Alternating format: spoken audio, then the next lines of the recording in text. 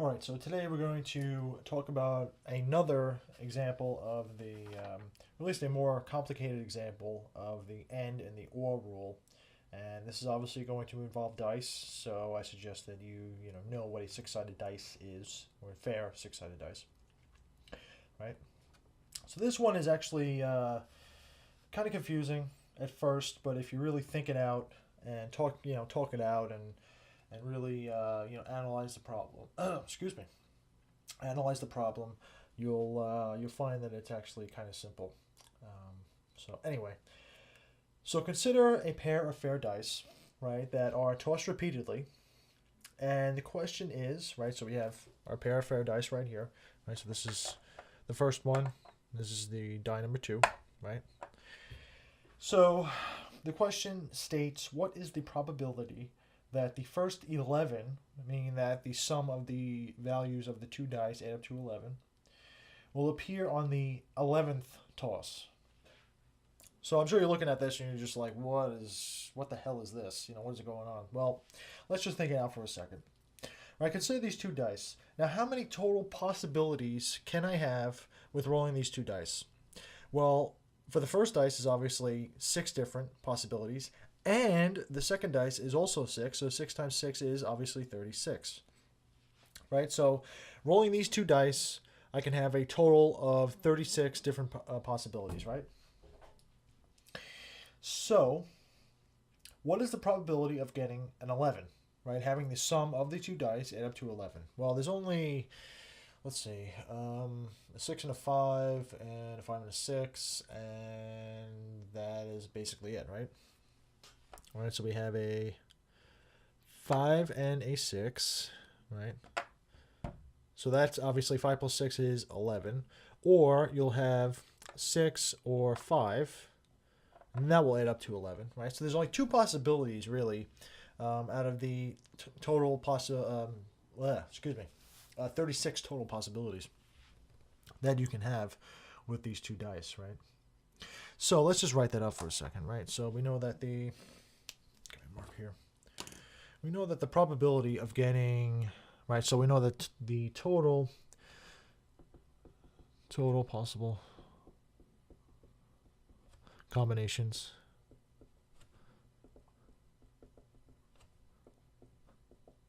right, with two dice, two fair dice is 36. Six-sided dice, right?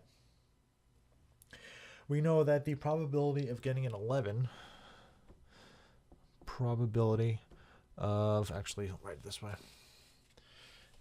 Probability of getting an 11, right? So the probability of getting a 11 is going to be equal to, well, we have two possible combinations, right? We can have a 5 and a 6, or a 6 and a 5.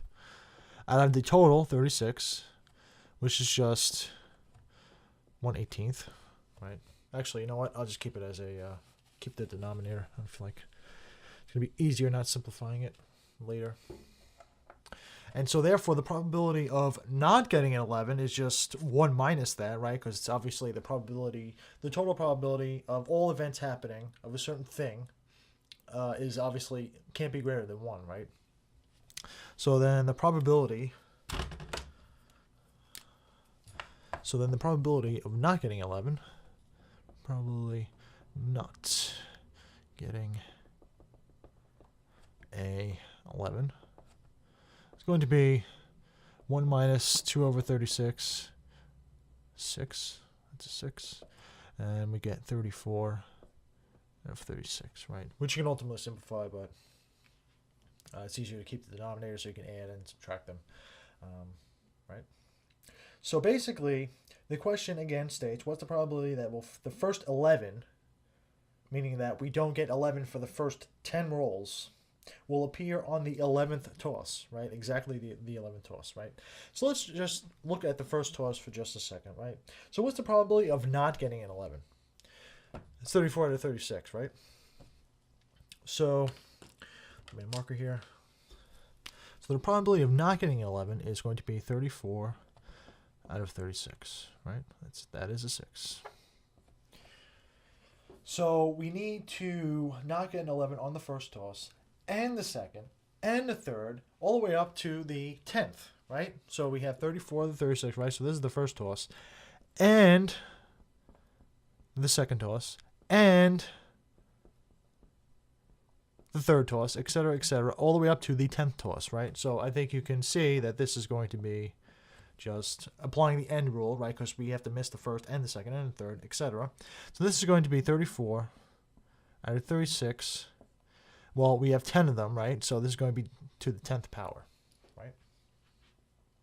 So that's the probability of not getting an 11 on the first 10 rolls.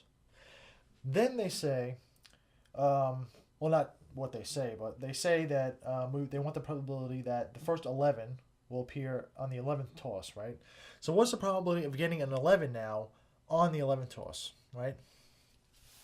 So again, applying the end rule, if we talk it out, we'll say, well, the probability of not getting an 11 on the first 10 is this, right? And then the 11th toss, we have to get an 11, right? So we have the first 10 not getting any, and the 11th getting the 11th toss, right?